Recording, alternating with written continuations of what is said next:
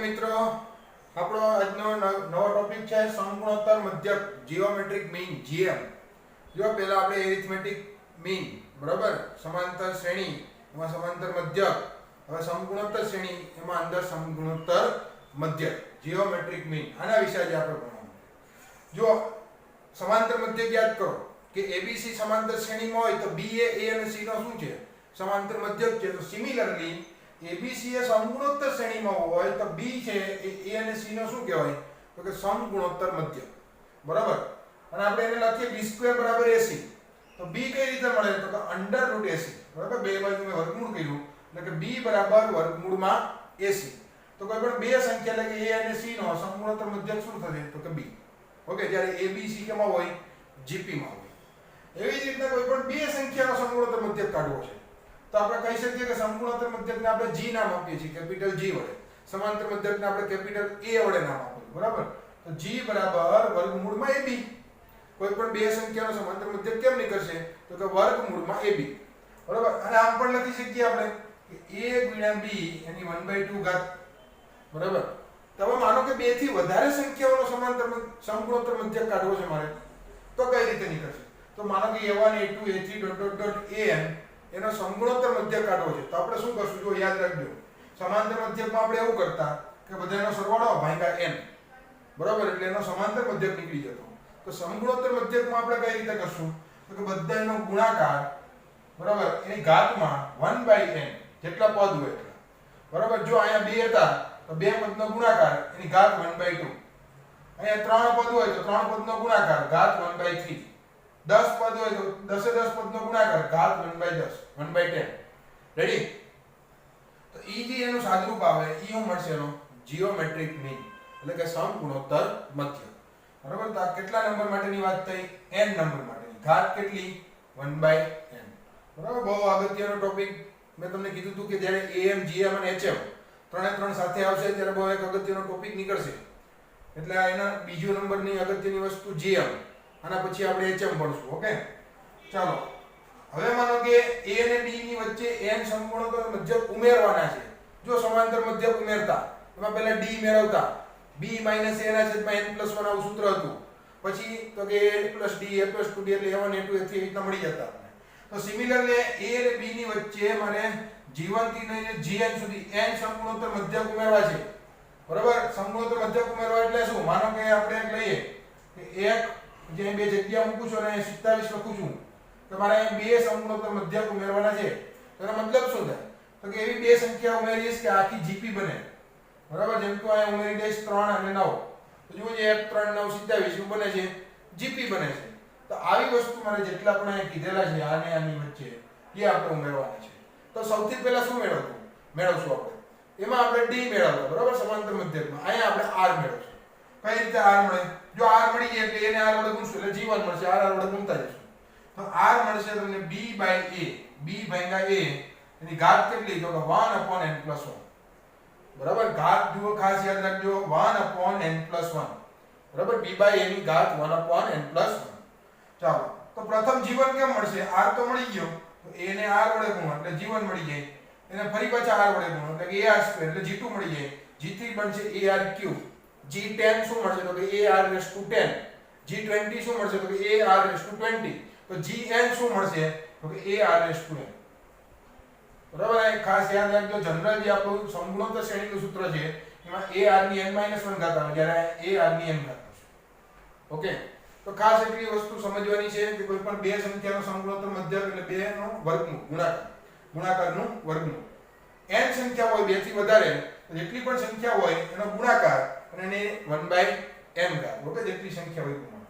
અને ઉમેરવાના થાય ત્યારે સૌથી પહેલા r મેળવશું એટલે કે b/a એની 1/n+1 ઘાત. ઓકે, પછી આપણે g1 g2 gn મેળવી લઈશું. તો સમજી સારી રીતે એને નોટ ડાઉન કરી લઈએ.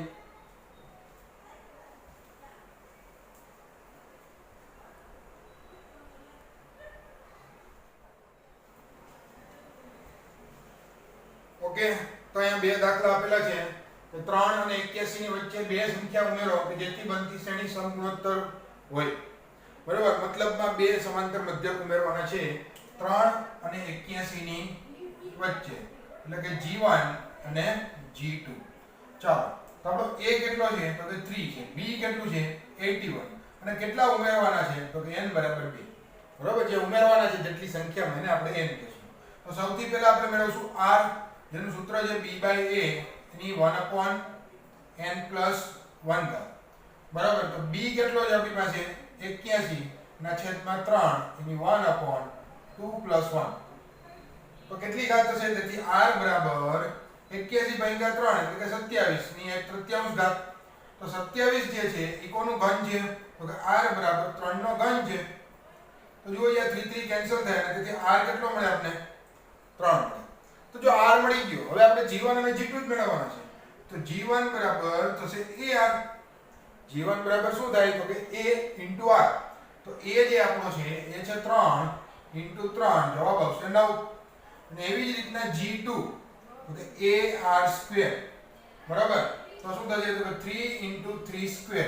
તો 3 નો વર્ગ 9 * 3 27. બરાબર, તો 3 અને 81 ની વચ્ચે કઈ સંખ્યા આવશે તો કે 9 અને 27, જેથી બનતી શ્રેણી કેમાં હશે? સમગુણોત્તરમાં. ઓકે, સિમિલરલી એના જેવો દાખલો કે 4 અને 256 ની વચ્ચે 5 સમગુણોત્તર મધ્યક ઉમેરો. તો 4 અને 256 એની વચ્ચે આપણે કેટલા ઉમેરવાના છે તો કે 1 2 3 4 અને 5. ઓકે, 5 ઉમેરવાના છે એટલે કે a આપણે આપેલો છે એ છે 4, b જે છે એ છે 256 અને n જે છે એ છે 5. તો પ્રથમ આપણે r મેળવશું. પ્રથમ આપણે કેટલા મેળવશું? r. તો r શું થશે તો કે b/a એની 1/n + 1 ઘાત. b કેટલો છે તો કે 256 ભાગ્યા 4 એની કેટલી ઘાત 1/5 + 1. તેથી r બરાબર 256 ભાગ્યા 4 એટલે કે 64 થાય. તો 1/6 r બરાબર 64 જે છે એ 2 ની 6 ઘાત છે. તો જુઓ 6 6 કેન્સલ થઈ જશે અહીંયા. તો r બરાબર જવાબ કેટલો આવશે? 2 આવશે. તો આપણે r મળી ગયો. હવે આપણે મેળવવાના છે g1 g2 g3 g4 અને g5. સૂત્ર શું થશે તો કે ar ar² ar³ ar4 અને ar5. a અને r, a કેટલો છે 4, 4 2 8. પછી r 2 છે તો જો બધે 2 2 વડે ગુણાશે એટલે કે 8 2 16 16 2 32 32 2 64 અને 64 2 128 અને એને ગુણ્યા 2 કરશો તો 256 મળી જશે. મતલબમાં આપણે આ 5 જીઓમેટ્રિક મીન આપણે મળી ગયા કે આ 5 સંખ્યા એવી રીતના 4 અને 256 ની વચ્ચે ઉમેરો એટલે આખી બનતી શ્રેણી કેવી હોય? સમગુણોત્તર શ્રેણી. તો આવો જ એક તમારે સિમિલરલી દાખલો હોમવર્કમાં ગણવાનો છે કે 2 અને બરોબર, હોમવર્કનો ક્વેશ્ચન છે 2 અને 486 ની વચ્ચે 4 સમાંતર મધ્યકોમાં 4 GM ઉમેરવાનો છે. આ દાખલો તમારે ગણવાનો છે. બરોબર, બહુ સિમ્પલ છે. આપને આવડે આ a છે, આ b છે ને આ n છે. બાકી આપણે દાખલો આ રીતે થવાનો છે. તો નોટ ડાઉન કરી લઈએ અને આ દાખલો આપણી જાતે ગણી નાખીએ. ઓકે,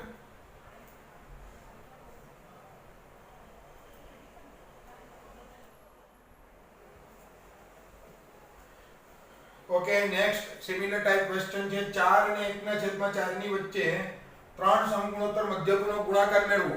તો પહેલા તો આપણે 3 સમગુણોત્તર મધ્યક ઉમેરવા જોશે. બરાબર, એટલે કે 4 અને 1/4 એની વચ્ચે g1 g2 અને g3 આ 3 આપણે ઉમેરવાના છે. તો સૌથી પહેલા આપણે r મેળવશું. બરાબર, એટલે કે એનું સૂત્ર છે b/a એની 1/n + 1. તો b કેટલો છે અહીંયા તો કે 1/4. બરાબર, b કેટલો છે 1/4 અને a જે છે એ છે 4 upon 1/n + 1. n કેટલા છે તો કે 3 ઉમેરવાના છે એટલે 3 + 1. તો જુઓ તેથી r કેટલો મળશે આપને તો કે 1/16 અને એની કેટલી ઘાત તો કે 1/4. તો r બરાબર આ કૌંસની અંદર જે છે એ 1/2 ની 4 ઘાત છે. બરાબર, 1 ની 4 ઘાત 1 અને 2 ની 4 ઘાત 16 અને એની ટોટલ 1/4 ઘાત. તેથી r કેટલો મળશે આપને 1/2. ચલો r મળી ગયો. હવે આપણે મેળવવાનું છે g1 g2 અને g3. તો g1 એટલે ar. તો a કેટલો છે તો કે 4. તો 4 * 1/2 કેટલો આવશે 2. g2 ar². તો 4 * 1/2 નો વર્ગ 1/4 1 અને g3 તો AR ક્યુબ એટલે કે 4 ગુણ્યા 1/2 નો ઘન એટલે કે 1/8 એટલે કે 1/2. ચાલો તો ત્રણેય G1 G2 G3 મળી ગયા. એનો ગુણાકાર કરતો એટલે કે P બરાબર G1 G2 G3. G1 ની વેલ્યુ છે 2 1 1/2. તો આન્સર કેટલો આવશે? બધાનો ગુણાકારમાં 2 2 કેન્સલ થાય, જવાબ આવશે. ઓકે, તો બહુ સિમ્પલ ક્વેશ્ચન છે. 3 ઉમેરો અને ફક્ત એ ત્રણેય નાખું કરવાના હતા આપણે ગુણા. તો નોટ ડાઉન કરી લઈએ.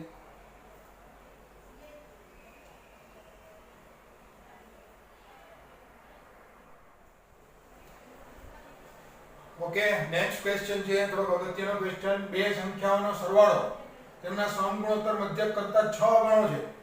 તો બતાવો કે સંખ્યાઓનો ગુણોત્તર 3 + 2√2 થી 3 - √2√2 થાય. ઓકે, ચાલો તો આપણે બે સંખ્યા ધારી લીધી a અને b. તો એ બંનેનો સરવાળો એના સમગુણોત્તર મધ્યક એટલે કે વર્ગમૂળ ab. બે સંખ્યાનો સમગુણોત્તર મધ્યક કેમ મળે? તો કે વર્ગમૂળમાં ab. એનાથી 6 ગણો છે એટલે આગળ 6 વડે કીધું. હવે બંને બાજુ મેં વર્ગ કર્યો એટલે કે a + b નો વર્ગ બરાબર 36ab. બરાબર, 6 નો વર્ગ 36 અને અહીંથી વર્ગમૂળ નીકળી જશે.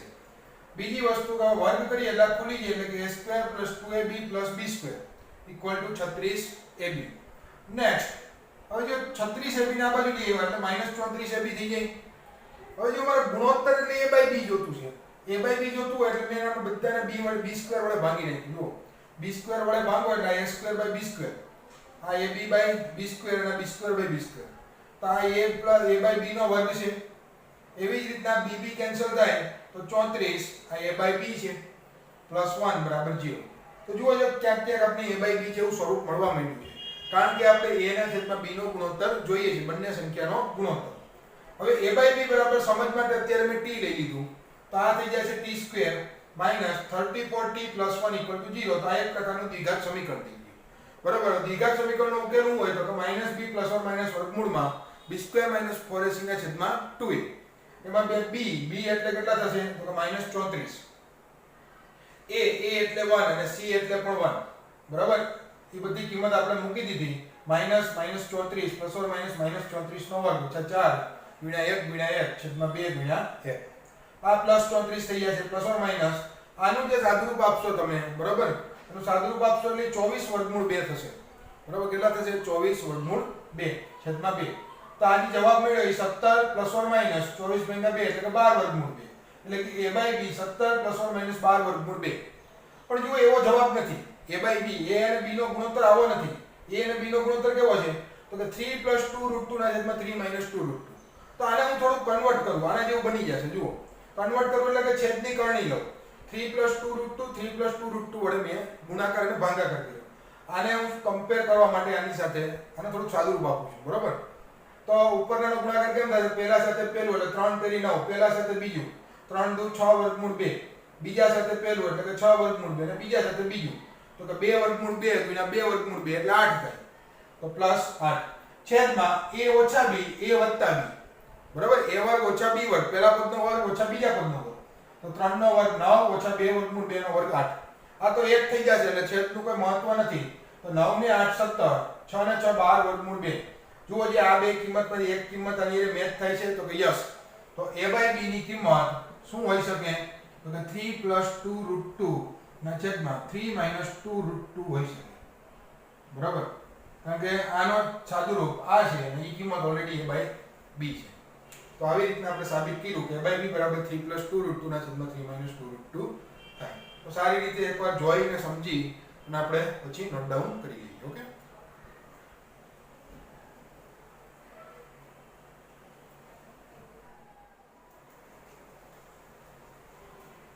ઓકે, નેક્સ્ટ ક્વેશ્ચન છે બે ધન સંખ્યાઓના સમાંતર અને સમગુણોત્તર મધ્યક a અને g હોય તો સાબિત કરો કે તે સંખ્યાઓ a ± √a + g a - g છે.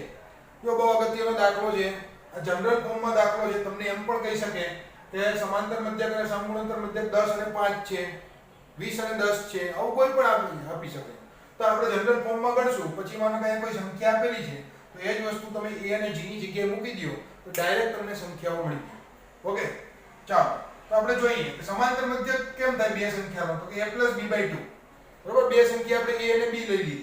તો સમાંતર મધ્યક a છે એ a+b/2 અને સમગુણોત્તર મધ્યક શું થાય તો કે √ab તો આના ઉપરથી a+b શું મળશે તો કે 2a a+b 2a સમીકરણ નંબર 1 અને બે બાજુ વર્ગ કરો એટલે કે g વર્ગ બરાબર ab તો ab બરાબર g વર્ગ સમીકરણ નંબર 2 હવે જો આવું એક સૂત્ર બને આપણે કે a ઓછા b નો વર્ગ બરાબર a વત્તા b નો વર્ગ ઓછા 4ab આનું સાદું રૂપ આપો ને બંને બાજુ સરખા થશે a ઓછા b નો વર્ગ બરાબર a વત્તા b નો વર્ગ ઓછા 4ab તો a વત્તા b કેટલું છે આપણી પાસે 2a એનો વર્ગ ઓછા 4 ab કેટલું છે તો કે g2 હવે 2a નો વર્ગ એટલે 4a² - 4g² એમાંથી 4 ને કોમન લઈ લ્યો એટલે કે 4 કૌંસમાં a² - g² આ શું છે તો કે a ઓછા b નો વર્ગ વર્ગમૂળ લાવો તો a ઓછા b બરાબર શું મળશે તો કે 4 નું વર્ગમૂળ 2 વર્ગમૂળમાં a વર્ગ ઓછા g વર્ગ સમીકરણ નંબર 3 હવે જો આ a વત્તા b છે a ઓછા b છે સમીકરણ 1 અને 3 એનો સરવાળો કરું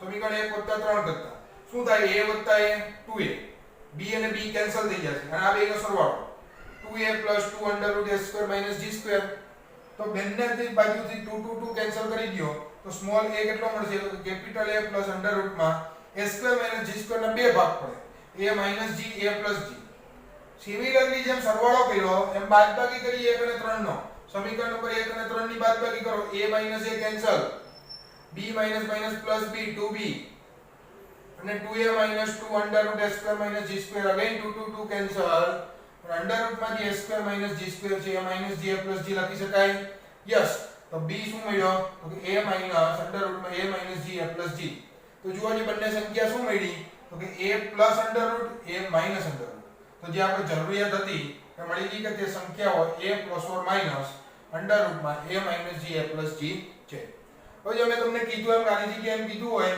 કે સમાંતર મધ્યક કંઈક 10 છે અને સમગુણોત્તર મધ્યક 5 છે તો અહીં આપણે 10 અને અંદર જે પણ સાદુરૂપ થતું હોય એ આપીએ એટલે આપણે ફટાક બે સંખ્યા મળી જશે બરાબર તો જો આવું આપણે આવડતું હોય તો ડાયરેક્ટ આપણે જલ્દી જાય નકર આ દાખલો આખો આપણે સોલ્વ કરવો પડે સંખ્યા આપેલી હોય તો ઓકે તો સારી રીતે સમજી અને આપણે નોટ ડાઉન કરી લઈએ